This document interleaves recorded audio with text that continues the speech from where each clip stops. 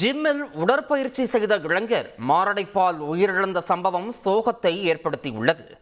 திருவள்ளூர் மாவட்டம் மீஞ்சூரை அடுத்த வல்லூர் பகுதியைச் சேர்ந்தவர் வினோத்குமார் வல்லூர் அனல்மில் நிலையத்தில் ஒப்பந்த ஊழியராக வேலை பார்த்து வந்திருக்கிறார்.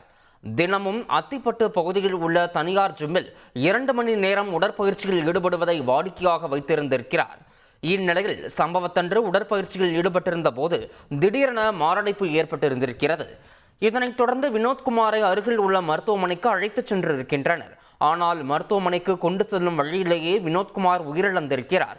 இது தொடர்பாக போலீசார் நடத்திய விசாரணையில் கடந்த 15 வருடமாக வினோத்குமார் உடற்பயிற்சியில் ஈடுபட்டு வருவது தெரிய வந்துள்ளது.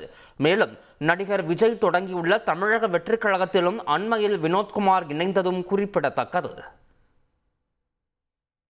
காலையில் ஜிம்முக்கு போனார். ஒர்க் அவுட் பண்ணிட்டு வர சொல்லி அது மாரடிக்கலன்னு சொல்லி பிடிச்சிட்டு உட்காந்துருக்காரு. அப்படியே ஹாஸ்பிட்டலுக்கு கூப்பிட்டு போயிருக்காங்க. சொல்லி பண்ணி போகிற வழியில் போயிடுச்சு.